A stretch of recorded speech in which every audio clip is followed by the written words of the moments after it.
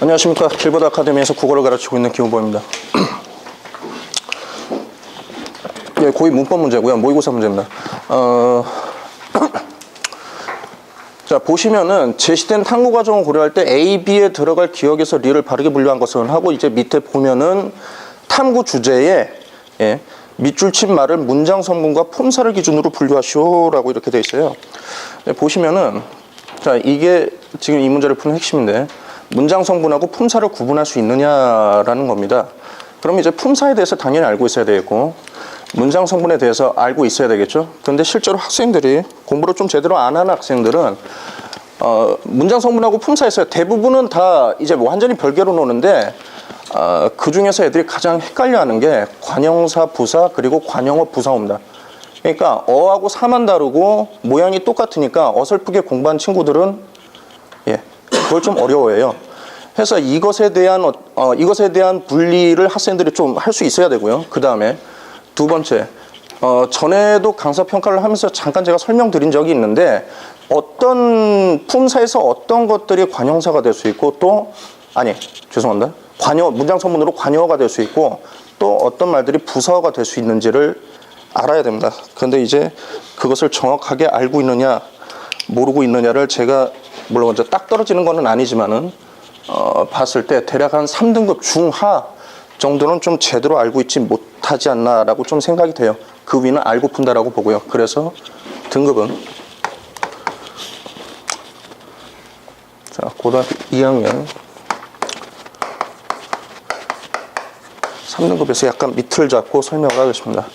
자, 해서 이 문제를 풀기 위해서는 아까도 말씀드렸지만은요, 무엇이 관형사가 될 수 있고, 관형어가 될 수 있고, 또 무엇이 부사어가 될 수 있는데, 자, 그 조건을 좀 알아야 되겠고요. 그것이 지금 문장에서 어떻게 실현되는지 그것을 알고 있으면은 그것만 알고 있으면 이제 문제는 좀 풀 수 있겠습니다. 저 조건은 딱 이거 하나입니다. 그래서 문제로 들어가기 전에 이제 이 부분에 대해서 좀 말씀을 드리면은, 자, 품사라는 건요,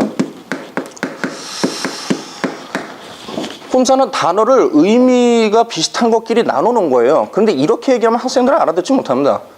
그러면 어떻게 하냐? 사람으로 좀 비유를 했을 때 품사는 딱 사람을 놨을 때 그 사람의 신분 같은 것이다 라고 설명을 하고요. 그 다음에 비유를 하자면은,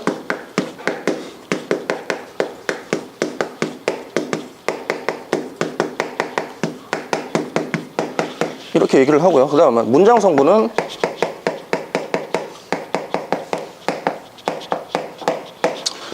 말 그대로 지금 여기 이 말 있지 않습니까? 문장이라는 말이 있죠. 그렇죠? 그러니까 문장을 일터로 비유를 하는 거예요. 이 품사들이, 각각의 인간들이 문장이라는 일터에 가서 무슨 일을 하느냐. 그러니까 문장을 직장으로 보는 겁니다.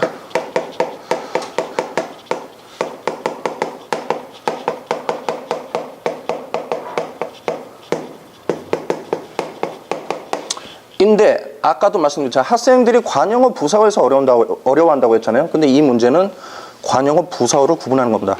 해서요. 자, 또 하나 알아야 될 거는, 자, 여기에 대한 일단 설명을 좀 학생들한테 해주고, 그 다음에 무엇이 관형어가 될 수 있고 무엇이 부사어가 될 수 있느냐. 옆으로 할까요?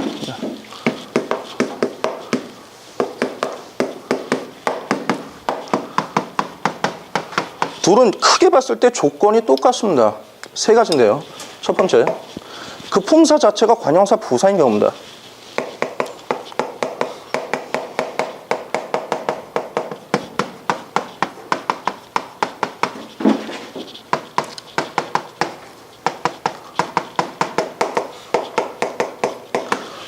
자, 그러면 관형사 부사를 구분할 수 있는 법이 있느냐?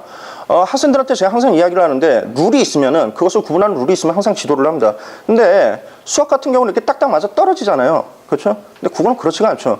그러니까 논리에 맞춰가지고 답을 끄집어낼 수 있는, 룰에 맞춰서 답을 끄집어낼 수 있는 경우도 있지만은, 언어다 보니까 직관적으로 알아야 되는 경우도 있어요. 그냥 그 지식을 그냥 알아야 되는. 근데 이게 그런 경우에 해당합니다. 그냥 보고 얘가 그냥 관형사인지 부사인지 알아봐야 됩니다. 그래서 이 부분은 조금 어려운 부분이 있고요. 그 다음에 두 번째, 자, 여기는 해당되지 않는데 체언 더하기 격조사인 경우가 있습니다. 여기서 체어는 명사, 대명사, 수사를 얘기하고요. 자, 그럼 학생들이 지금 이 문제를 풀기 위해서 알아야 되는 거는 관형격 조사하고 부사격 조사를 알아야 되죠. 자, 관형격 조사는 뭐가 있냐면 의가 있습니다. 오직 이거만 있습니다. 그래서 관형격 조사는 의만 보면 알고 뭐냐 금방 알 수 있고요. 그 다음에 부사격이 좀 많은데 대표적인 게 뭐냐면은 뭐 에게, 에서, 와, 과, 뭐 이런 것도 있고요. 자, 그 다음 다만 여기서는 해당되지는 않고요. 그 다음에 세 번째, 자, 이게 지금 가장 힘든데 용언의 관형사형입니다.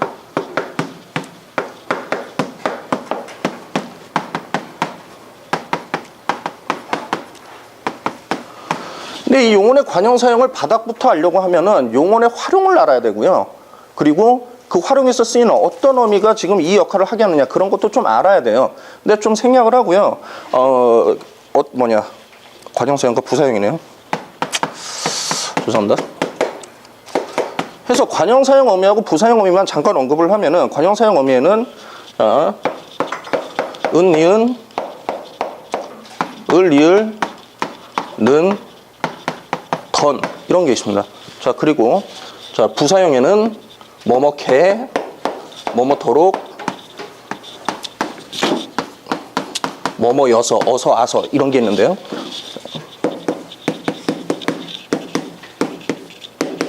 자, 이런 게 있는데 어간에, 용언의 어간에 이런 것들이 붙어가지고 각각 그런 역할을 하게 돼요. 자, 여기에 대한 지식이 좀 있어야 됩니다.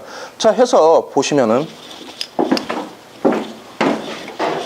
문제 들어가 있습니다.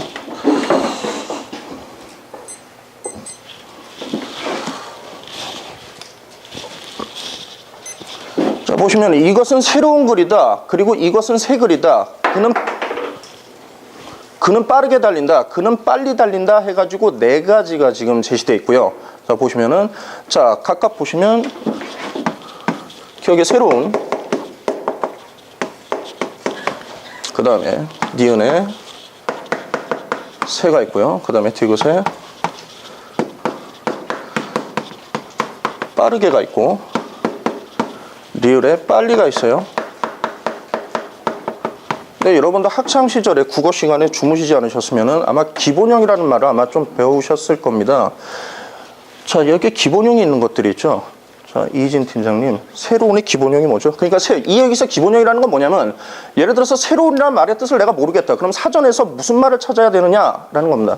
새로운의 기본형이 뭐죠? 예.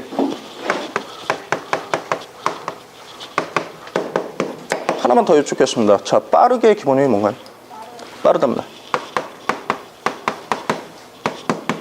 그래서 이렇게 다로 끝나는 말들, 얘네들이 용언입니다.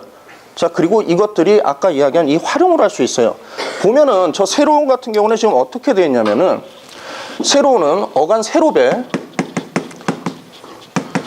뭐가 붙은 거냐면 은이 붙은 거예요. 다 여기서 이 문제가 좀 어려워지는 게 있는데 이게 그대로 무슨 여기가 경상도여서 그대로 이게 붙으면은 경상도 사람들은 이거를 세로분 이렇게 하죠. 더러운을 더러분, 아름다워 뭐 이런 식으로 얘기하는데 규칙 활용을 하는데 표준어는 그렇지가 않습니다. 여기서 불규칙 활용이 일어납니다. 자, 비읍이 우로 바뀌어가지고 지금 거기에 나와 있는 것처럼 이렇게 관형형으로 활용돼서 뒤에 나와 있는 새로운 글이라는 품사를 꾸밉니다. 자, 글은 명사죠. 이게 관형어고요. 그 다음에 빠르다 같은 경우는 여기서도 말씀드렸죠. 지금 부사형 활용에 개가 있죠. 용언 빠르다의 어간 빠르에 지금 개가 붙은 겁니다. 해서 그대로 빠르게가 돼서 지금 보면은 지금 탐구 관련 지식 옆에 보면 관형어는 체언을 부사어는 용언을 한정하는 기능을 한다라고 했죠. 해서 빠르게가 뒤에 있는 동사 달린다를 꾸미게 됩니다.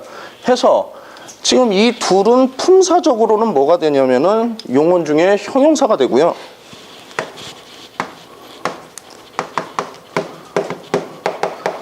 그러면 문장이란 일터에서는 지금 형용사가 들어와서 무슨 일을 하고 있느냐? 각각 얘는 관형어를 하고 있고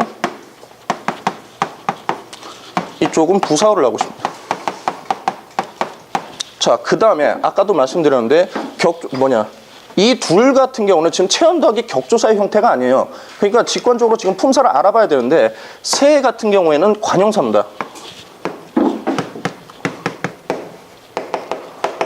자, 그리고 빨리는 기본이 뭐 빨리다 빨리다 이런 게 아니죠. 빨리 그 자체의 형태고요. 이 자체가 부사입니다.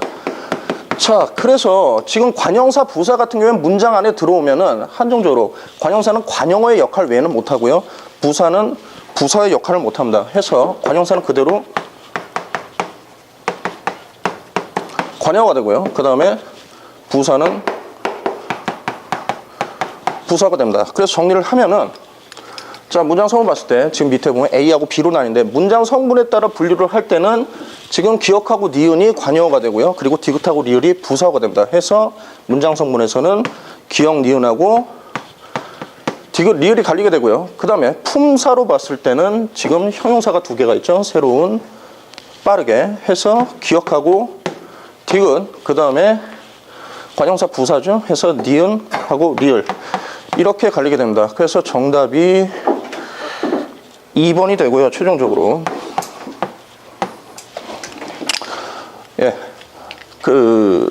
지금 이렇게 문장 성분하고 품사를 종합해가지고 나오는 경우는 많지는 않은데요. 그냥 문장 성분 자체 혹은 품사 자체를 건드리는 문제는 굉장히 좀 많이 나옵니다. 해서 빈도를 보면요.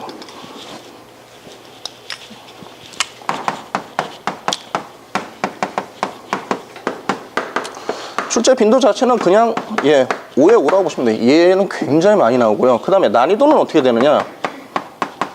이 문제로만 한정한다라고 하면 이 문제 하나를 풀기 위해서 알아야 될 게 굉장히 많아요. 그러니까 지금 여기서 제가 언급한 대로 그 품사를 구분할 수 있어야 되고 어떤 게 관형어 부사어가 되느냐도 알 수 있고 풀어가는 과정에서 지금 이게 불규칙 활용을 알아볼 수 있느냐. 지금 알아야 될 것들이 꽤 많습니다. 그렇기 때문에 좀 난이도를 상당히 높이는 요소가 됩니다. 4에서 5, 5에서 4 정도 보고요. 실제 학생들한테는 다른 품사들 같은 경우는 그다지 이렇게 헷갈릴 일이 없는데 아까도 말씀드렸던 것처럼 관형어하고 부사어, 관형사하고 부사를 헷갈리지 말라 하면서 예를 좀 많이 들어주고요. 그리고 어떤 게 그렇게 되는지 지금은 여기에서는 지금 이런 게 이렇게 된다라고 간단하게 말씀을 드렸지만 실제 학생들한테 가르쳐줄 때는 등급이 낮을수록 각각의 예를 들어주면서 좀 이해를 돕고 있습니다. 제가 준비한 건 여기까지고요.